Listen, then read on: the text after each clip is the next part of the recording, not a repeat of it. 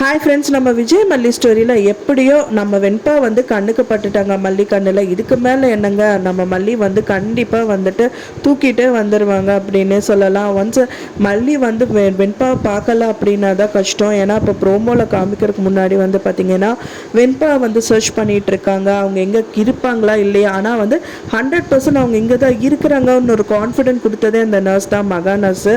So அதனாலேயே அங்கேயே stay பண்ணியிருக்காங்க. ஸோ அங்கேயும் நிறைய பிரச்சனைகள் போயிட்டுருக்கு.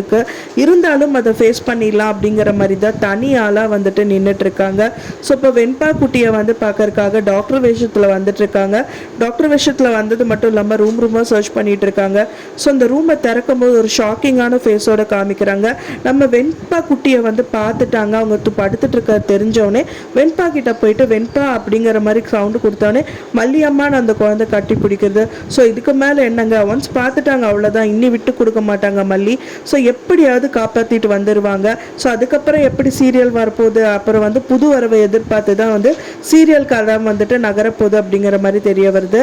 ஏன்னா இப்போ அவங்க வயிற்றில் வந்து இப்போ கன்சீவ் ஆயிருக்காங்க அப்படிங்கிறதுனால வெண்பா குட்டி ரொம்ப ஈகராக இருப்பாங்க. ஸோ அது வந்து மல்லி வந்து அவங்க டாடா கிட்ட சொல்கிறதுக்கு பதிலாக வெண்பா கிட்ட தான் ஃபஸ்ட்டு சொல்லுவாங்க அப்படிங்கிற மாதிரி எதிர்பார்க்கப்படுது.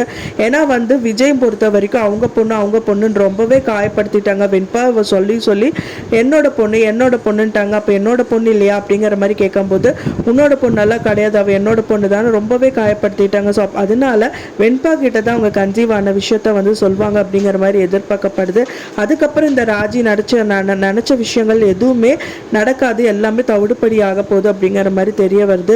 ஸோ உங்களை யாருனாலையும் பிரிக்கவே முடியாது, தற்காலிகமாக கோவப்பட்ட விஷயம்தான் அப்படிங்கிறது இந்த ராஜிக்கு நல்லாவே தெரிய வரும். ஸோ இன்னொரு விஷயம், பெரிய விஷயமா இந்த ராஜி விஷயம் தான் அடுத்தது நிற்க போகுது. ஸோ அந்த மாதிரி கதைக்களம் தான் போகும் அப்படிங்கிற மாதிரி எதிர்பார்ப்புகள் நிறையவே இருக்கு. இப்போ வெண்பா குட்டி கண்டிப்பாக கிடச்சிருவாங்க. அதுக்கப்புறம் விஜய் கூப்பிட்டு விஜயை வர சொல்லி வெண்பாவை வந்து விஜய் கிட்ட ஒப்படைச்சிருவாங்க. ஸோ இதுதானே நீங்கள் எதிர்பார்த்தீங்க, இங்கே பாருங்க நான் தான் தொலைச்சேனே நீங்கள் சொல்லலாம், ஆனால் என் கையாலே நம்ம வெண்பா குழந்தைய வந்துட்டு நான் காப்பாற்றிட்டேன் அப்படிங்கிற மாதிரி விஜய் கிட்ட மல்லி வந்து தைரியமாக சொல்லுவாங்க. ஸோ அதுக்கப்புறம் அவங்களுக்கு என்ன, வீட்டில் வந்து ரொம்ப குதூகலம் தான். இனி புது வரவை எதிர்பார்த்து அந்த சீரியல் வந்து நகரப்போகுது, குடும்பமே சந்தோஷமாக இருக்க போகுது.